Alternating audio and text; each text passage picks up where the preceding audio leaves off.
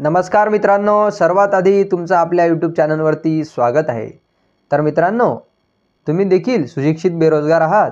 जर तुमचं उत्तर हो असेल तर आजचा व्हिडिओ तुमच्यासाठी खूप महत्त्वाचा आहे। आजपासून तुम्हाला सुद्धा मिळणार प्रति महिना 10,000 रुपये। तर मित्रांनो, महाराष्ट्र राज्याचे मुख्यमंत्री माननीय श्री एकनाथजी शिंदे साहेबांनी देखील लाडका भाऊ योजना आणलेली आहे। या योजनेचे नाव मुख्यमंत्री युवा कार्य प्रशिक्षण योजना असे आहे। या योजनेमध्ये 18 ते 35 वयोगटातील तरुणांना 8 ते 10,000 रुपये प्रति महिना इतकं मानधन शासनातर्फे देण्यात येणार आहे।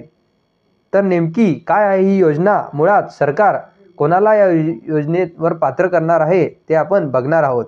या योजनेवर किती रुपये खर्च करणार, योजनेसाठी आवश्यक कागदपत्रे कोणती असेल, या योजनेसाठी नोंदणी कुठे करावी, या सर्व प्रश्नांची उत्तरे आपण या व्हिडिओच्या माध्यमातून तुमच्यासाठी बघणार आहोत। मुख्यमंत्री युवा कार्य प्रशिक्षण योजना या योजनेसाठी शासनातर्फे दरवर्षी 5,500 कोटी रुपये इतकं तरतूद करण्यात येणार आहे। आषाढी एकादशीच्या दिवशी शासकीय पूजेसाठी मुख्यमंत्री श्री एकनाथजी शिंदे साहेबांनी पंढरपुरात दाखल झाले असता त्यावेळी एका कार्यक्रमात बोलताना त्यांनी युवकांसाठी या योजनेचा शुभारंभ केलेला आहे। त्यावेळी मुख्यमंत्री म्हणाले, आपण नुकताच लाडकी बहीण योजना सुरू केली, त्यावेळी आपण आता लाडका भाऊ सुद्धा योजना सुरू करूया। जो तरुण 12वी उत्तीर्ण झाला असेल त्याला प्रति महिना 6,000 रुपये, ज्या तरुणांनी डिप्लोमा त्या तरुणांना दरमहा 8,000 रुपये, ज्या तरुणांनी पदवी केलेली असेल अशा तरुणांना 10,000 रुपये प्रति महिना देण्यात येणार आहे। शासनातर्फे एवढं मानधन या विद्यार्थ्यांना मिळणार आहेत। मुख्यमंत्री युवा कार्य प्रशिक्षण योजनेचे नेमके उद्दिष्टे काय आहेत? राज्यातील तरुणांना त्यांच्या शिक्षणानंतर प्रत्यक्ष कामाचे प्रशिक्षण देऊन त्यांची नोकरी मिळवण्यासाठी त्यांना सक्षम बनवण्यासाठी मुख्यमंत्री युवा कार्य प्रशिक्षण योजना सुरू करण्यात आलेली आहे। आपण बघूया लाडका भाऊ योजना म्हणजेच मुख्यमंत्री युवा कार्य प्रशिक्षण योजनेसाठी कोण पात्र असणार आहे आणि या योजनेसाठी नोंदणी कुठे करायची। तर मित्रांनो, या योजनेचा लाभ 18 ते 35 वयोगटातील महाराष्ट्र राज्याचे रहिवासी असलेल्या 12वी ITI, डिप्लोमा, डिग्री, मास्टर्स केलेल्या आणि नोकरी करण्यात इच्छुक असणाऱ्या तरुणांना मिळणार आहेत।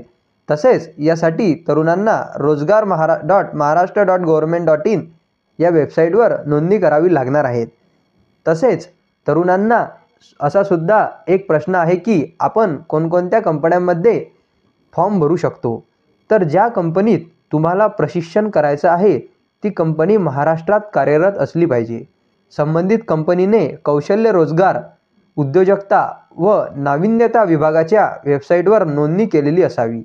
तसेच संबंधित कंपनी किंवा उद्योग 3 वर्ष जुना असावा। तसेच या योजनेअंतर्गत असलेल्या कंपन्याची EPF, ESIC, GST certificate of incorporation DPIT मध्ये नोंदणी असावी। अशाच कंपन्यांमध्ये या योजनेअंतर्गत प्रशिक्षण तुम्हाला घेता येईल। तर मित्रांनो, मुख्यमंत्री युवा कार्य प्रशिक्षण योजनासाठी कोणकोणती कागदपत्रे लागणार आहेत ते आपण बघणार आहोत। प्रशिक्षणार्थी महाराष्ट्र आदिवासी असणे गरजेचे आहे, म्हणजेच तुमच्याकडे महाराष्ट्र राज्याचे रहिवासी प्रमाणपत्र असणे गरजेचे आहे।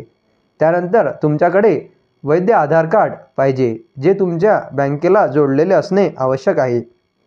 तर मित्रांनो, ही योजना मुख्यमंत्री युवा कार्य प्रशिक्षण योजना या योजनेबद्दल तुमच्या मनात जे काही प्रश्न होते त्या प्रश्नांचे उत्तर देण्याचा आपण पूर्णपणे प्रयत्न केला आहे।